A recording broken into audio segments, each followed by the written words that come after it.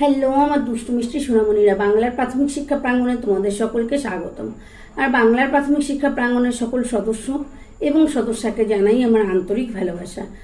দেখো, আজ আমরা করছি প্রাথমিক শিক্ষা উন্নয়ন পর্ষদ পশ্চিমবঙ্গ পরিচালিত চতুর্থ শ্রেণীর বৃত্তি পরীক্ষার মডেল প্রশ্ন। এটি তোমাদের নমুনা প্রশ্নপত্র মডেল 1 2026-এর। বিষয় ইতিহাস, ভূগোল, বিজ্ঞান, এক কথায় যাকে বলা হয় আমাদের পরিবেশ। নাম্বার 1 দেখো, শূন্যস্থান পূরণ করো যে কোনো 10টি। মানুষের প্রথম কাজের ধাতু হলো, এখানে লিখবে তামা। পোড়ামাটির জিনিস তৈরি করা হয়, এখানে লিখবে বাঁকুড়া জেলাতে।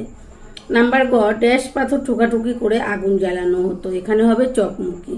নাম্বার ঘ, উল্কাপিণ্ড থেকে আবিষ্কার হয়, এখানে লিখবে লোহা। নাম্বার উম, নৌকা চালানোর সময় ড্যাশ গাওয়া হয়, এখানে লিখবে সারি গান।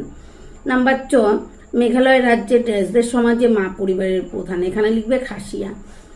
নাম্বার ছ, বন্যার জল সরে গেলে কৃষি জমিতে ড্যাশ তৃতীয় পড়ে, এখানে লিখবে পলিমাটি। নাম্বার বর্গের জ, হুগলি জেলার ড্যাশ তাঁত শিল্পের জন্য বিখ্যাত, এখানে লিখবে শ্রীরামপুর। নাম্বার ঝ, হাঁসেদের পায়ের আঙুলগুলো, এখানে লিখবে জোড়া। নাম্বার ইও, বাতাসে যে গ্যাস সবচেয়ে বেশি পরিমাণে আছে তার নাম নাইট্রোজেন। এর পরের প্রশ্ন, তরল ও গ্যাসের নির্দিষ্ট ড্যাশ নেই, এখানে লিখবে আকার। নাম্বার 2, সঠিক উত্তরটি বেছে নিয়ে লেখো যে কোনো 10টি। নাম্বার ক, ইস্পাত তৈরি হয়, এখানে হচ্ছে লোহা থেকে। নাম্বার খ, যে তারাকে নড়তে দেখা যায় না তা হলো, এখানে লিখবে ধ্রুব। নাম্বার গ, নানা জিনিসের পুতুল তৈরি করে, এখানে হবে পটুয়ারা। নাম্বার খ, টোটো এক প্রকার উপজাতি। নাম্বার উম, চাঁদের বুকে প্রথম পা দেন, এখানে হবে নীল আর্মস্ট্রং। নাম্বার চ, অল্প সময়ে বেশি চাষ করা যায়, এখানে হবে ট্রাক্টর দিয়ে। নাম্বার ছ, সূর্যের সবচেয়ে বড় গ্রহ, এখানে হবে বৃহস্পতি। নাম্বার বর্গের জ, তুলো পাওয়া যায়, এখানে লিখবে শিমুল থেকে। নাম্বার ঝ, হুইসলিং টিল এক ধরনের, এখানে হবে পাখি। নাম্বার ইও, জল না হলে পৃথিবীতে জীবন সৃষ্টি হতো না। নাম্বার ট, আদিম মানুষেরা ছবি আঁকতো, এখানে হবে গুহায়। নাম্বার 3, বাম দিকের শব্দের সঙ্গে ডান দিকের শব্দ মেলাও। নাম্বার 1, টুসু উৎসব। নাম্বার 2, ম্যালেরিয়া মশা। নাম্বার 3, খাসিয়া মেঘালয়। নাম্বার 4, ধাতু লোহা। নাম্বার 4, যে কোনো 10টি প্রশ্নের উত্তর দাও। নাম্বার 1, যাযাবর কাদের বলা হয়? উত্তরটি লেখো। প্রাচীনকালে এক ধরনের গোষ্ঠীর মানুষরা কিছুদিন এক জায়গায় বসবাস করত।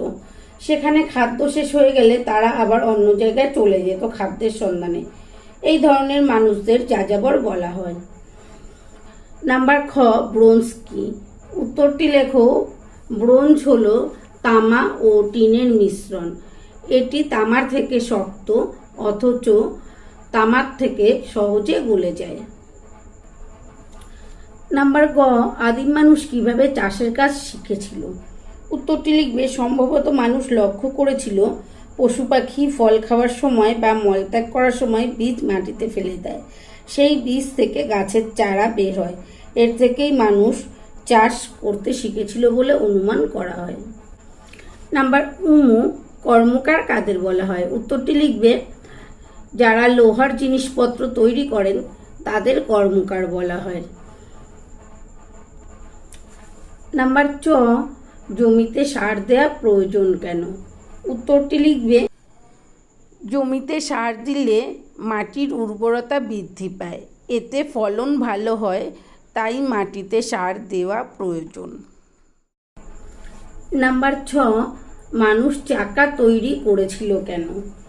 উত্তরটি লিখবে, কোনো কিছু টেনে হিঁচড়ে নিয়ে যাওয়া কঠিন ছিল বলে মানুষ চাকা তৈরি করেছিল। সম্ভবত পাহাড় থেকে পাথর গড়িয়ে পড়তে দেখে চাকার ভাবনা মানুষের মাথায় এসেছিল। নাম্বার বর্গের জ, দাঁত ভালো রাখার জন্য কি করা দরকার? উত্তরটি লিখবে, দাঁত ভালো রাখার জন্য প্রতিদিন দাঁত মাজা দরকার, কোনো কিছু খাওয়ার পর ভালো করে কুলিকুচি করতে হবে, এছাড়াও ভিটামিন ডি যুক্ত খাবার খেতে হবে। নাম্বার ছ, উঁচু পাহাড় চূড়ায় শ্বাস নিতে কষ্ট হয় কেন? উত্তরটি লিখবে, উঁচু পাহাড়ের চূড়ায় বাতাস কমে যায়, তাই অক্সিজেন কম থাকে, সেই জন্য পাহাড়ের চূড়ায় শ্বাস নিতে কষ্ট হয়। নাম্বার 4-এর গাছের দুটি উপকারিতা লেখো। উত্তরটি লিখবে গাছ আমাদের নানা উপকার করে। এর মধ্যে দুটো উপকারিতা হলো: 1, গাছ আমাদের অক্সিজেন দেয়, 2, গাছ আমাদের খাদ্য দেয়। নাম্বার জীবাণু কোথায় কোথায় থাকে? উত্তরটি লিখবে জীবাণু যেসব জায়গায় প্রাণের অস্তিত্ব সম্ভব সেখানেই থাকে। আমাদের দেহের খাবার নালী, চোখ, ফুসফুস, কানের মতো সব অঙ্গে জীবাণু থাকতে পারে। নাম্বার 5, টিকা লেখো যে কোনো 4টি। নাম্বার লোকগান লিখবে। লোকগান হলো পল্লীর গান, এটা গ্রামের মানুষেরা গেয়ে থাকেন। লোকগান হলো সমাজের আদি গান। ভাদু, টুসু, সারি গান, বাউল গান ইত্যাদি লোকগানের ভেতর পড়ে। নাম্বার তে রয়েছে দেখো গম্ভীরা লিখবে। গম্ভীরা বাংলার লোকসঙ্গীতের অন্যতম একটি ধারা। পশ্চিমবঙ্গের মালদহ জেলার গম্ভীরার প্রচলন আছে। গম্ভীরা দলবদ্ধভাবে গাওয়া হয়, এটি বর্ণনামূলক গান ধারণ করা হয়। গম্ভীরা উৎসবের প্রচলন হয়েছে শিব পুজোকে কেন্দ্র করে, কারণ শিবের আরেক নাম গম্ভীর। নাম্বার বড় শিল্প। তো উত্তরটি লিখবে যে শিল্পে বড় বড় যন্ত্রপাতি ও কলকারখানার সাহায্যে অল্প সময়ে প্রচুর জিনিসপত্র উৎপাদিত হয় তাকে বড় শিল্প বলা হয়, যেমন বস্ত্রশিল্প, মোটরগাড়ি শিল্প ইত্যাদি। নাম্বার কৃত্রিম উপগ্রহ লিখবে। বিজ্ঞানীরা গবেষণাগারে যন্ত্রপাতি দিয়ে যে উপগ্রহ তৈরি করেন তাকে কৃত্রিম উপগ্রহ বলা হয়। মহাকাশযান বা রকেটের সাহায্যে কৃত্রিম উপগ্রহ মহাকাশে পাঠানো হয়। এই কৃত্রিম উপগ্রহের সাহায্যে আমরা আবহাওয়ার খবর জানতে পারি, অন্য দেশের হাওয়া খেলা সরাসরি ঘরে বসে দেখতে পারি, মোবাইল ফোনে কথা বলতে পারি। Number Galileo Galilei. উত্তরটি লিখবে গ্যালিলিও গ্যালিলি ইনি একজন ইতালীয় জ্যোতির্বিদ, চিকিৎসাবিদ, যন্ত্রবিদ, দার্শনিক এবং গণিতবিদ। তিনি একটি দূরবীন তৈরি করেছিলেন। এর সাহায্যে তিনি বহু দূরে থাকা বৃহস্পতি গ্রহ ও তার 4টি উপগ্রহ দেখতে পান। চাঁদ যে পৃথিবীর মতোই রুক্ষ, পাথুরে, গভীর খাদযুক্ত কঠিন বস্তু তা গ্যালিলিও প্রথম প্রমাণ করেন। নাম্বার 6, যে কোনো 8টি প্রশ্নের উত্তর দাও। 6 বাতাসের 3টি উপাদানের নাম লেখো। উত্তর লিখবে বাতাসের 3টি উপাদানের নাম হলো নাইট্রোজেন, অক্সিজেন, জলীয় বাষ্প। নাম্বার লালারসের কাজ কি? উত্তরটি লিখবে লালারসের কাজ হলো খাবারকে দলা পাকিয়ে দেওয়া, যাতে সহজেই খাবার গিলে ফেলা যায়, আর খাবারকে হজমে সাহায্য করা। নাম্বার চোখ ভালো রাখার জন্য কি কি খাবার খাওয়া উচিত? লিখবে চোখ ভালো রাখার জন্য রঙিন শাক সবজি যেমন গাজর, পালং শাক ইত্যাদি আমাদের খাওয়া প্রয়োজন। এছাড়াও ভিটামিন এ যুক্ত খাবার খাওয়া উচিত। নাম্বার আমাদের দেশের ঋতুগুলি কি কি? উত্তরটি লিখবে আমাদের দেশের ঋতুগুলি হলো গ্রীষ্ম, বর্ষা, শরৎ, হেমন্ত, শীত ও বসন্ত। নাম্বার সমাজে বাস করার উপকার কি? উত্তরটি লেখো সমাজে নানা লোক নানা কাজ করেন, সেখানে একজন আরেকজনের উপর নির্ভর করে থাকে।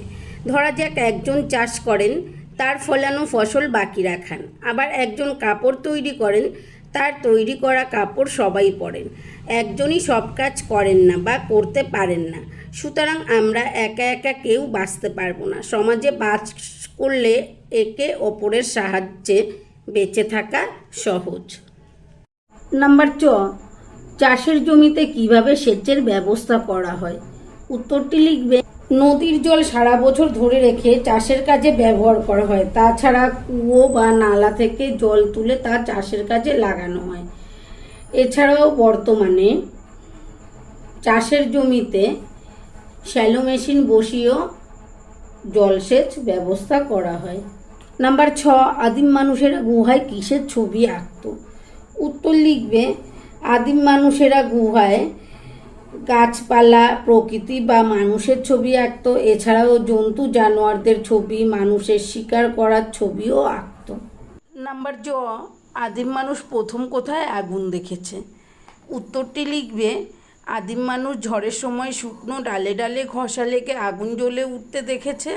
এছাড়া বজ্রপাতের সময় মেঘের থেকে বিদ্যুৎ ছিটকে এসে গাছে আগুন লাগতে দেখেছে। নাম্বার ঝ, বিপন্ন বাসভূমি বলতে কি বোঝো? উত্তরটি লিখবে চারিদিকে শহর বাড়ছে, জলাভূমি বুঝে যাচ্ছে। জঙ্গলের অনেক গাছ রোজ কেটে ফেলা হচ্ছে। উঁচু ঘাস জমি ও জলার ঘাস জমি ক্রমশ কমছে, ফলে প্রাণীদের থাকার জায়গা হারিয়ে যাচ্ছে। একেই বিপন্ন বাসভূমি বলা হয়। নাম্বার 7, যে কোনো 5টি প্রশ্নের উত্তর দাও। 7 ক, দিন রাত কেন হয়? উত্তরটি লিখবে পৃথিবী সূর্যের সামনে লাট্টুর মতো পাক খেতে খেতে সূর্যকে প্রদক্ষিণ করে চলেছে। এই পাক খাওয়ার সময় পৃথিবীর যে অংশ সূর্যের সামনে পড়ে সেখানে সূর্যের আলো পায়, সেখানে হয় দিন। আর তার বিপরীতে যেখানে সূর্যের আলো পৌঁছায় না সেখানে হয় রাত। নাম্বার খ, যাযাবর সমাজ বলতে কি বোঝায়? সংস্কৃতি বলতে কি বোঝায়? উত্তর লিখবে প্রাচীনকালে এক ধরনের গোষ্ঠীর মানুষরা কিছুদিন এক জায়গায় বসবাস করত।